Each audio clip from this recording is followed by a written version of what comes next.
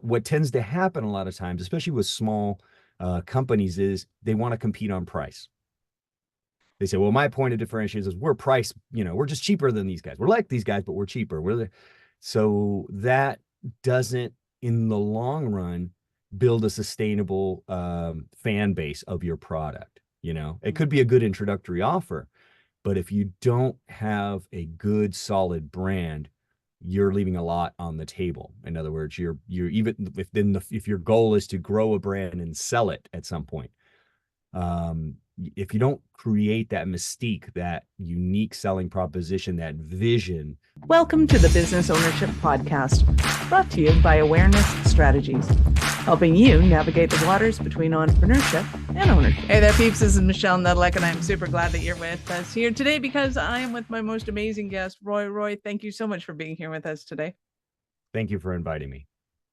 So let everybody know who you are, what you do for business. My name is Roy Pari. I'm an art director and a copywriter. I've been working in advertising for 20 years, both in the general market, English-speaking market, as well as Hispanic. I am fully bilingual, bicultural, and have been working in the U.S. Hispanic market as well as general for, all that time, 20 years. What made you decide to get into marketing? Well, I actually studied design. Well, let me explain. So back in high school, I really had no direction. So I was just kind of like every other kid, just kind of like, oh, I could do that. I could do this. I could do that. I just wasn't sure what I wanted to do. And it just so happened that I had a cousin. My family's from Argentina, and had a cousin who works in advertising. And he had moved here for a while, and he was working in the Hispanic market here in Orange County, California. And one day I was just looking at what he was doing. He was working on these storyboards, and it just seemed like, well, what are you doing? What is that? And just seemed intriguing. He goes, oh yeah, I do this, this, this. And he kind of explained it to me, and then he invited me to the office. And when I walked into the office, it was unlike any office atmosphere I had seen. It was a very loose, there was a variety of different type of people, very interesting people. It wasn't the typical, cubicles and sort of drab environment that I had associated with offices in my whole life, right? So I was intrigued, and he explained a little bit more what it was about, showed me his work, and it just caught my attention. Fun. I love it. Yeah. So at some point, clearly you decided to move on to your own. And who would you say is your audience now, or either your ideal clients, or who comes to you most often? Yes. So let me explain. I spent the majority of my career working with ad agencies and design firms. So right now, for the past 2 years, I've gone independently on my own. And my ideal clients are folks who either have a brand or a business that they want to align and market correctly. In other words, have a consistent messaging throughout. What I can bring is that experience, this 20 years of experience of providing integrated brand communication across the board for them. So that's where I think my sweet spot is. And obviously I can work with agencies as well. I love it. And you also have a sweet spot with companies that are doing business in both Spanish and English. Exactly. Okay. Exactly. And that is a growing market, obviously. It's already here. It's already, you're already seeing it, not only in the way music is presented now. When I was a kid, you wouldn't see the crossovers that you see nowadays of artists who are, singing in Spanish and English at the same time and are being accepted and viewed as hip. It wasn't hip to be Hispanic when I was first here in the United States, coming back from Argentina, because I had lived a while when I was a child. So it's definitely grown by leaps and bounds, and the market itself has become much more sophisticated in the 20 years that I've been involved. It used to be a much more cookie cutter approach, and now it's become much more nuanced. We have a lot of folks that culturally go back and forth between both worlds, with fluidity. So your campaigns have to work in a sense for both targets, right? Because they can speak English, they can speak Spanish, and they feel comfortable in both worlds. But there are nuances, there are differences in approach, there are cultural differences in backgrounds that you have to be sensitive to, and you have to be able to draw from that in order to come up with ideas that are relevant for that market. I love it. Well, and you're talking about particularly I want to say somebody that's born Spanish and lives in the States and wants to market to Americans, but also market to America, also English speaking people that want to work in the Spanish market. And also, what I'm assuming is we've got Spain, we've got all of Central and South America, and they all want to do Correct. business in with the States, and being able to integrate all of those concepts because a lot of times on the podcast, I do interview people internationally who are looking to do business in the States, and it is a very different market than Europe or than South America. Even Europe and South America are two totally different markets, and they behave totally differently as well. Correct, because your experiences are different. So Yeah. you get think of the U.S. Hispanic market in a similar fashion as you would to the general market. In other words, in the general market, you have people who speak English but come from very different backgrounds, right? Mhm. Your experience as an African American or an Asian American or a white American or whatever is different, right? And where you live in the country also affects your kind of mindset and your experiences growing up, right? If you're in a more rural area or in a more urban area, your experiences are very different. Coastal, northern, southern, very different. The same thing with U.S. Hispanic. On the western coast, which is where I live, you have more Central American, mainly Mexican, but a lot of Central American Hispanics. But as you move and migrate throughout the country, especially heading towards the East Coast, you're going to get a lot more South American, right? Caribbean, South American, Latinos. But the shared experience is the shared experience of living in the United States, right? Um, that is a shared experience. That is a common ground. And then there are certain nuances within that. But the common ground is US Hispanics living in the United States, and they're And looking vice at versa. that world through that filter. Correct. Right. Well, and I think it's an important introduction in that I don't think it's a unique concern in that if somebody is from California and they want to break into the New York market, you got to figure out what the New York market is and how to tap into it. Likewise, if you're from New York, you want to tap into the LA market, you're going to have to do that kind of cultural thing. Like it doesn't matter where you're going from. As soon as you get to a certain point in business where you want to open up a market that you're not particularly familiar with, I think it's a wise investment to look at somebody like you because of those nuances and the understanding, because so many times I've seen people do marketing that seems right to them, and then you look at the market they're in and they're like, okay, someone didn't do their homework. It's like Exactly. that missed the boat badly. Like you didn't Exactly. just miss the boat, you belly flopped off the edge. That's gotta hurt. Yes, I completely agree. And again, it's like you have to study your market, just as you mentioned, and you have to know who you're talking to. Whether you're speaking to a general market audience or a Hispanic, you have to find the relevant touch points. That's why it's very important for a brand to know what they stand for and what they provide, whether it's a service, whether it's a product, that they know exactly where they stand. People buy brands. I was looking at some different advertising promotions recently, and people fall in love with brands. That's where the value is. It's like when you go to the supermarket and you go to buy Tylenol, and right next to the Tylenol is a store brand. If you look at the labels, they're the exact same product basically, but the Tylenol brand gives you a sense of familiarity, you know, uh, Safety, of knowledge security. that you can't get Yep. from the other one. What tends to happen a lot of times, especially with small companies, is they want to compete on price. They say, well, my point of differentiation is we're price, we're just cheaper than these guys. We're like these guys, but we're cheaper.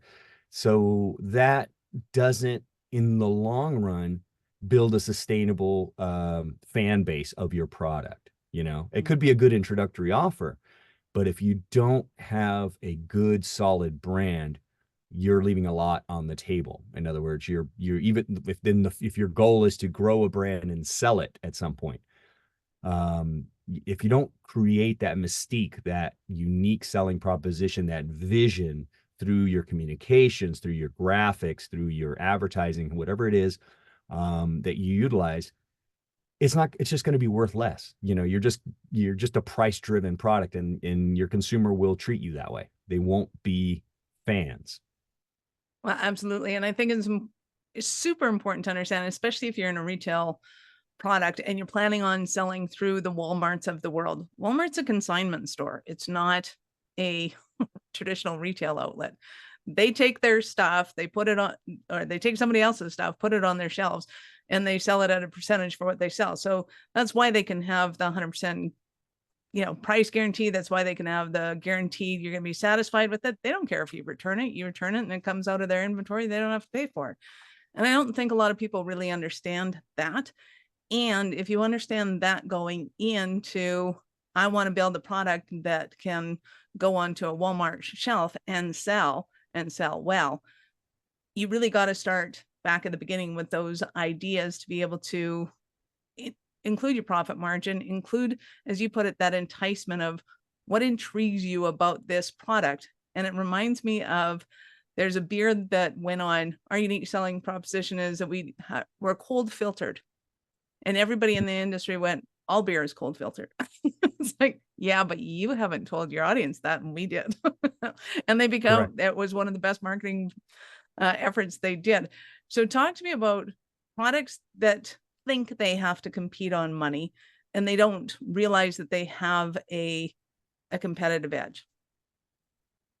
Again, a lot of times it just, when companies are starting out, they're really just trying to get off the ground and get their products sold or their services sold. So the goal is, how do I get the sale? And I get it. You want to make money because you want to become viable relatively quickly. The problem is that it becomes like you cheapen yourself. It's similar to when you're an employee and you want to make sure that you get the gig and you end up underselling yourself in order to beat somebody else out.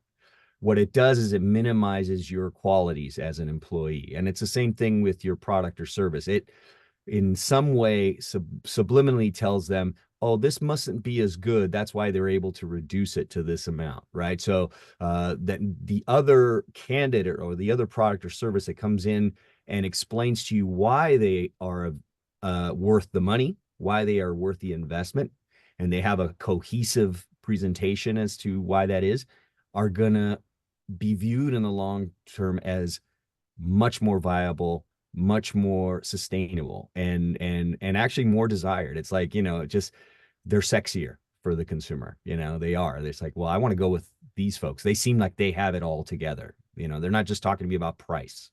So I think when you're starting out, you really do need to invest that time in that, to really say, where do I want to be? Where do I want my brand to be? And that investment, even though it's a little bit more expensive in the beginning, it's well worth it. It really is. It leads to greater things in the future. So take a company that's kind of built themselves on that, but they're going, okay, I get it. Now, we might have made a couple of million, we might have made 10, and it's just not working for us anymore. We want to grow our company. We want to work with you. What kind of things do they have to have, or do you want them to have kind of set up ahead of time? Or is it just a matter of going in and discussing with you kind of what they have, laying it all on the table, and then kind of building the plan from there? Yeah, every story is different, right? Every company is Mhm. different. So for me, the first step would be to go over what they've done, what they currently have out on the air or on, all the digital platforms or however they are promoting themselves, and see if there's consistency there, right? When I look at your website, when I look at your marketing materials, when I look at your digital and your social presentations, your video presentations, is there a consistency? Are we talking in a consistent fashion? Do we have a graphic style and presence? Is the photography or the people who are in front of the camera presenting themselves representative of the brand? And I'll give you an example. The Target is a company that's very popular here in the United States. It's like Walmart, but it has a little bit higher, not a higher price point per se, but just a higher price point perception, right? So, and the way that they do their advertising, the way that they promote their in-store experience is all elevated and consistent throughout. It's very graphic. It's very clean. The photography, the videos that you see of the talent is very aspirational, but it's an accessible aspirational. In other words, people can see themselves into there. So there's a consistency throughout, from their website, through their commercials, through their radio spots, through their direct mail pieces. Everything looks Target, right? White with red, clean, people that, like I said, talent that is accessibly a little bit elevated, but accessible to me. And all their product lines also are in line. There's no cheap, in quote, products. Everything looks a little bit elevated, but within reach. So it goes perfectly, and all the way down to their tagline: expect more, pay less. That tells it all, right? I'm going to get great value for my money. And I see it everywhere in every communication piece they do. There's consistency throughout. So that's the first thing that I would look. Are we being consistent? Are we providing that consistent message throughout, visually, graphically, and also going down to where we're promoting ourselves? Does it make sense where we're promoting ourselves? Do we need direct mail or email if it doesn't work for our business? Maybe we need another approach. So each case is individual. Absolutely. So when you're working with people, what kind of, other than the inconsistency of their marketing, what kind of mistakes do you see people making that you're like, oh, you can change this on your own and we can work together later? What are the biggest mistakes you see businesses make? I think you're going to laugh, but one of the easiest things to fix, and I see a lot of, is graphic errors. Not graphic,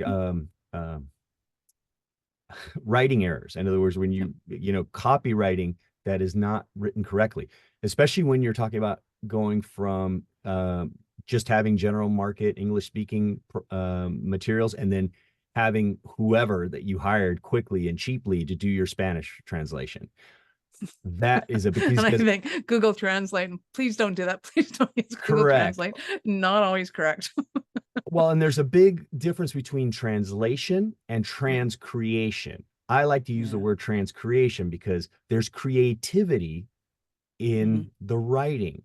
It's not just blue is azul and white is blanco. It's like you have to provide the creative essence that you've developed in English in Spanish, so that so that the feeling, the messaging is correct, and it's the same. It's saying the same thing with the same attitude, with the same flair that you have in English. And I see those errors all the time. So I see a lot of grammatical errors throughout. And I think a lot of it has to do with the fact that we don't go to print a lot anymore.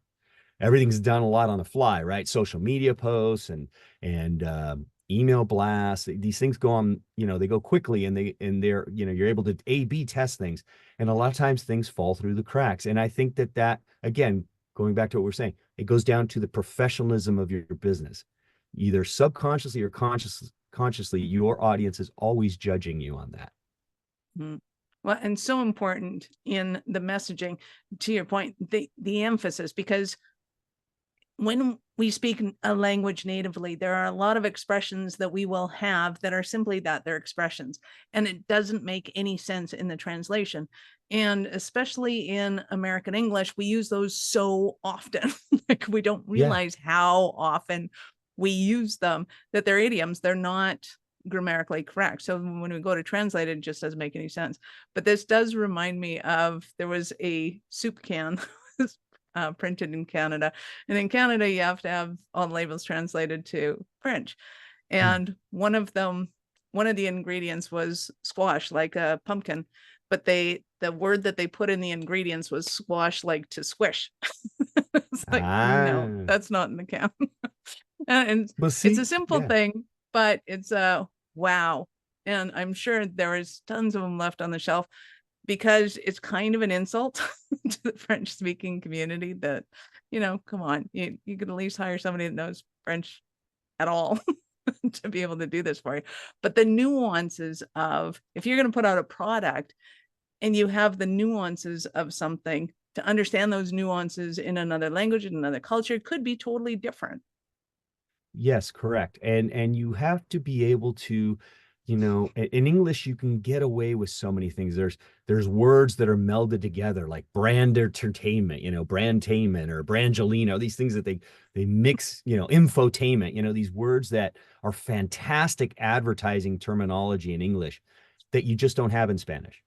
Right. So you have to take that concept and say, okay, I can't do a direct translation because it won't work. So how do Mm-hmm. I give it that attitude, that spontaneity, that freshness that people are looking for in language, right? In the Hispanic language in this case, and still have it feel like it's part of the same campaign. That's the challenge. It's not a direct translation because it'll fall flat. Mm-hmm. And some Or things just deathly. like Just not definitely, coming. and some things just don't translate. So if you want to be seen as hip and organized or whatever it is that your brand is trying to represent, you have to Mm, have that what I called, cultural nuance put in place. nice. I'm trying to remember what the word was, but we were doing this once upon a time, and we were translating something to the effect of you're going deeper and deeper. So it was a whole hypnotic um induction thing and translating it into Spanish. And so working with a whole team of Hispanics and going, okay, so we're going deeper and deeper, and you sink into, and they're like, and I forget what the word was.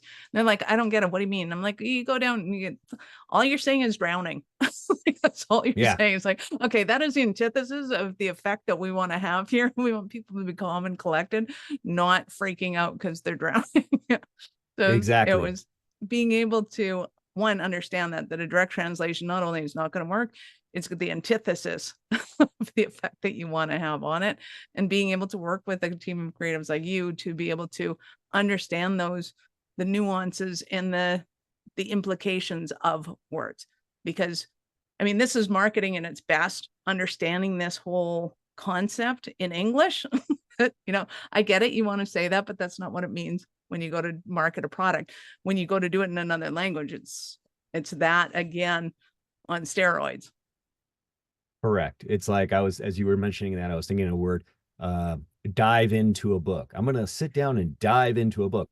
Now, in English, that sounds okay. I get it. They're not going to literally dive into the book. They are going to be focused and absorbed into this story. If I Right. were to say that in Spanish, me voy a tirar adentro de este libro, that doesn't make any sense. Like, what the hell are you talking about? Like, I'm going to jump you're an into this idiot. book. I'm going to jump into it. It doesn't make any sense. So you have Right. to find a way to express that colloquialism in Spanish so that it has that hipness to it. Yeah. Because if not, you would just say, "I'm going to sit down and read a book." Well, okay, that Like, doesn't have the that same doesn't kind work of either. tude that it has in English when you say, "Oh, I'm going to sit down and dive into it. I'm going to sink into the couch and relax." That has an attitude towards it. I'm not going to just Right. sit in the couch. So you have to create that same feeling for the consumer in Spanish. Nice. I love all this. So in a moment, I'm going to ask you for an example of a Cinderella story. But before I do that, we are going to pause for one.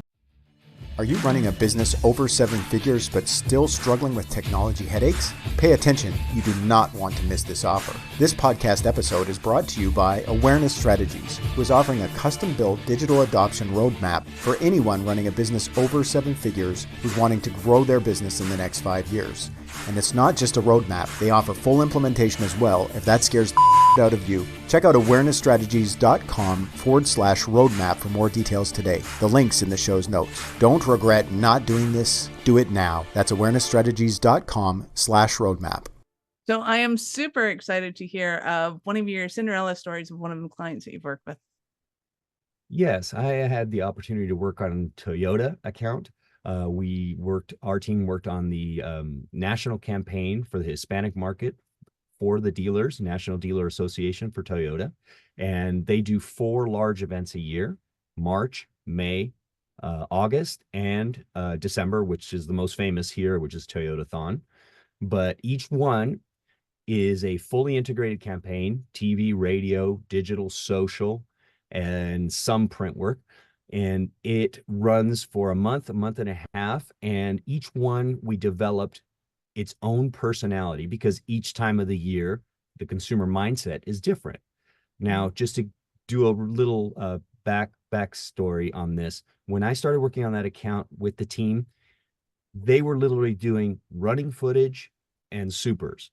It was just Which like, means what? hurry, it's the best time. Running footage is cars running through the road, people smiling and driving, and Yeah. just, it's time to buy a Toyota. It's da-da-da-da-thon, and it would just, so in the 6 years that I worked on this account, we went from that to developing a brand ambassador who was Mariela, who was later used in the English market as a different speaking, a different talent.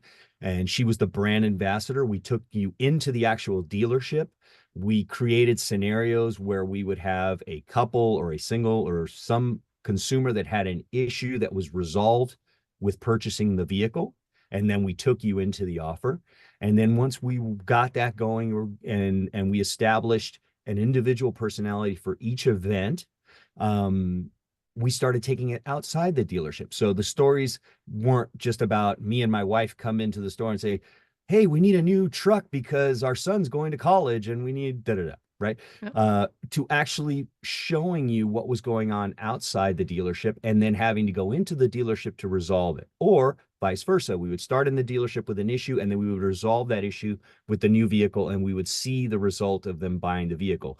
So we really grew that account from something that nobody wanted to work on to something that became one of the leading sales engines for Toyota as we became the leading brand within that target for the 5 years out of the 6 that we were there. We were the leading brand, followed very closely by Honda and then Kia. Even Kia started to kind of imitate our look and feel because Kia has Yay! red and white, just like Toyota. So they started to present their brand ambassador with a very similar background and approach. She would talk to camera just like our ambassador would. So we really affected that market. And one more thing, we created a once a year ad that would run during Toyotathon, which is our biggest event in December, where it had no promotion. It was all emotional. It was all about going home. And again, this was based on a Hispanic consumer insight of,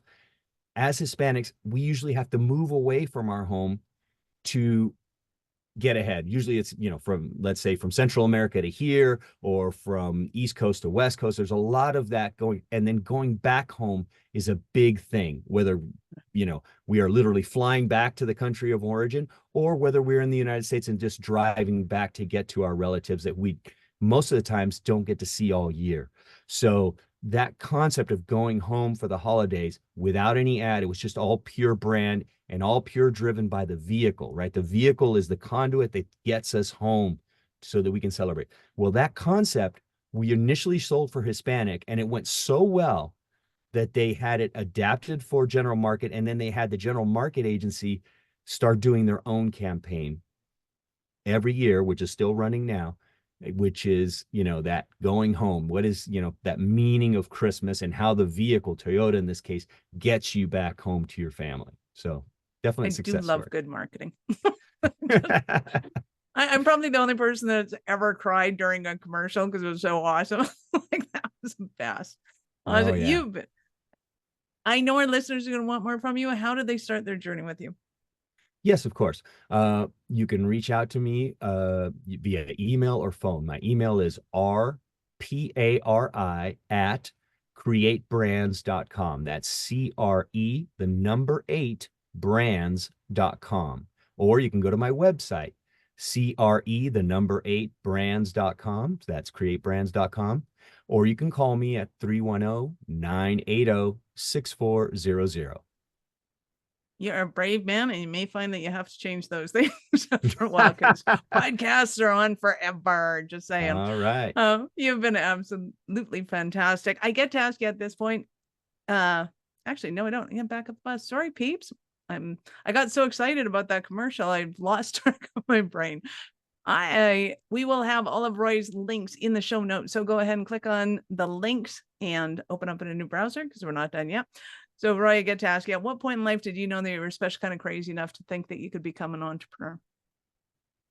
I think pretty early on. My dad was a mechanic, and he worked for dealerships when I was very young, and he saw the limitations. He goes, he wanted to go and work on different brands, but he was always stuck, in the same. He said, one day he just took off and he did it on his own. He wanted to be his own boss. He wanted to have his own say of when he took vacations, when he didn't. And I kind of grew up with that. They had that go-getter mentality. Both of my parents only went to elementary school, and they both, my mom was a seamstress who also started working for somebody, but then eventually worked on her own. And then because she was good with numbers, she became the accountant in my dad's business. So Yeah. two people with an 8th grade education came to the United States and created a life for themselves. And for me, and a better life for me than I could ever imagine. So they are my inspiration. That's beautiful. I love it. You've been absolutely awesome. Any last words for our peeps?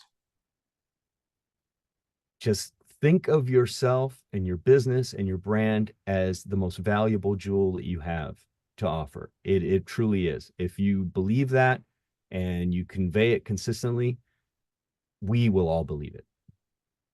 Beautiful. Thank you so much for your time. I appreciate it, and I know how valuable it is. Thank you very much. Thank you for your time. Awesome. Peeps, this is Michelle Nedelec. Thank you for being here with us today. Be sure to subscribe to the show and share it with your friends. We love helping entrepreneurs grow. Are you running a business over 7 figures but still struggling with technology headaches? Pay attention, you do not want to miss this offer. This podcast episode is brought to you by Awareness Strategies, who is offering a custom-built digital adoption roadmap for anyone running a business over 7 figures who's wanting to grow their business in the next 5 years.